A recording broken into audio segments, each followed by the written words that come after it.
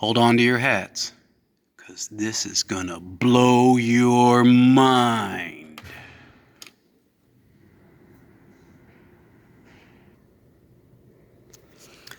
We know that our organ is an electro-pneumatic organ, which means it uses electricity and wind. Let's talk about the wind first, the pneumatic part. We're going inside the blower room, which is right here, located just behind the south wall of the chancel, underneath the swell.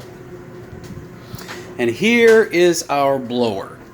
Now you can't see it, and I'm not going to take it apart because that takes days. But inside is a fan that's shaped kind of like a car tire, and it pressurizes the entire organ. Air comes in through here, comes into this giant box, and is pressurized up into these bellows. Notice how the bellows are going up and down? It's because they're constantly being filled and emptied. Even when the organ isn't being used, it still has to exhaust itself. Back in the old days, before electricity, this was somebody's job, to constantly pump the bellows while the organist was playing. So you needed two people to play the organ back then. Air comes out of here, goes into this box called the plenum, into a rubber hose, into what looks like an enormous sewage pipe. That's because it's an enormous sewage pipe. Organ builders have discovered that PVC is far more durable than rubber and other things that will degrade over time. It's especially durable when it's not carrying sewage. Our sewer pipe is just carrying air. So a lot of times if it's out of sight, they'll use PVC pipe because it's more dependable and durable. Let's see where the wind goes from here. Here we are again in the swell chamber. We've been here several times during this tour, and it's hard to see, but over in that far corner is where our giant sewer pipe comes in, and that's all of the air for the entire organ. It comes in over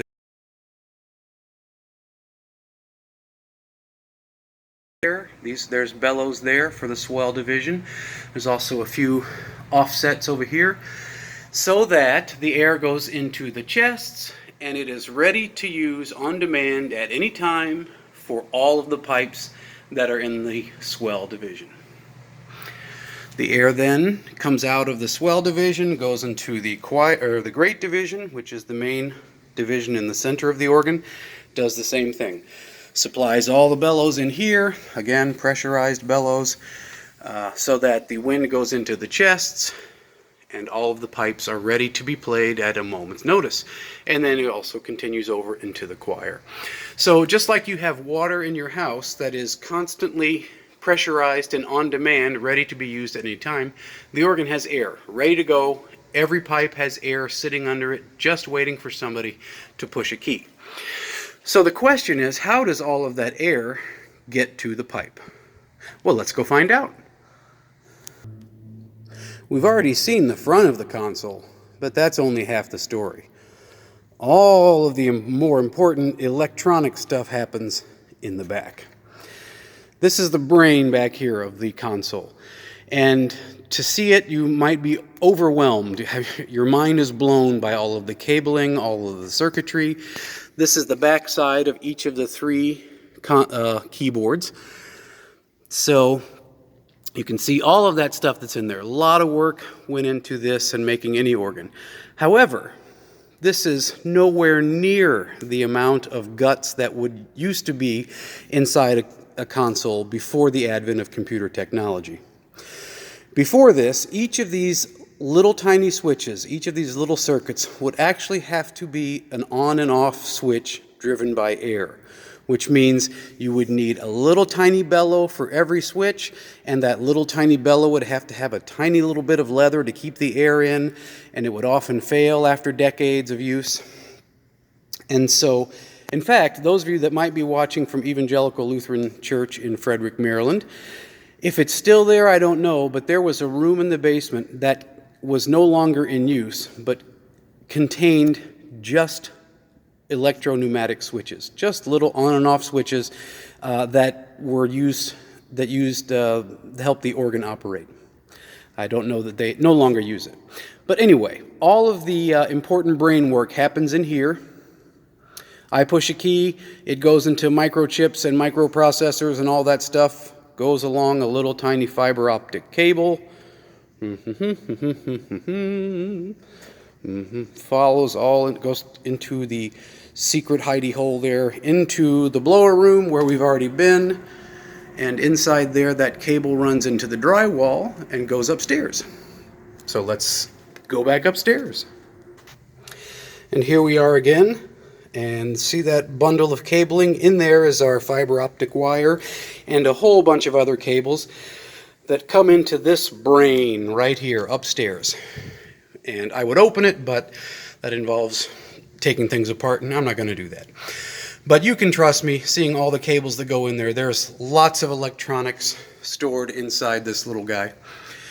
And all of those are all of the switches and circuitry that are required to process what happens at the console and make it happen up here. By the way, somebody asked me, "Hey Jim, where's that ding-a-lingy thing that you use all the time?" It's right here in the grate. There's 6 bells that rotate. That's called the Zimbelstern. It's the only non-pipe sound that we have on the organ. All right, let's head downstairs. All of which leads us to Rheinberger's 10th Trio, which I think is a perfect ending to this mind-blowing lesson for today, because this trio, more than any other, I think is the most complex and the most enterprising as far as any of them are concerned. Just by looking at it, you can see that the top line and the second line are almost identical, but separated by a short distance. That's because the whole 10th Trio is a very strict canon. The top and the second line sounds like this. That's right, it's an identical strict canon at unison, 1 beat apart. So when you play them together,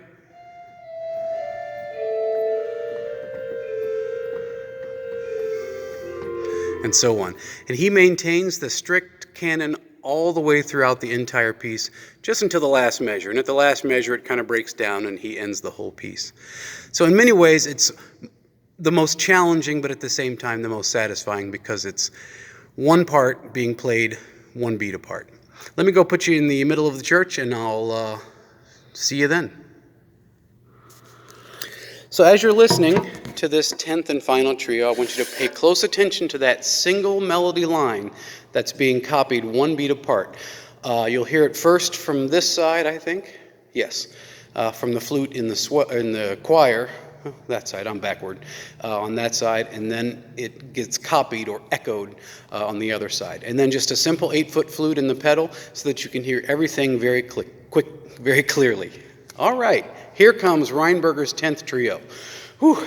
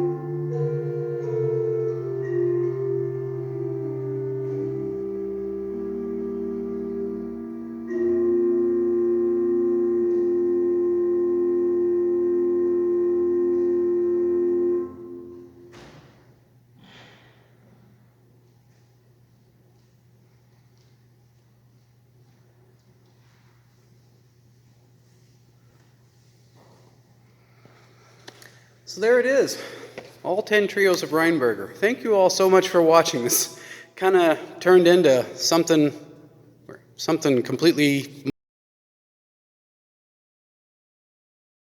something to talk about on Wednesday. So I hope you'll keep an eye out. And I'm going to give you a little bit of a teaser, but it's my favoriteest composer ever in the world of church music. So I hope you'll tune in. Thanks again. Hope you are well.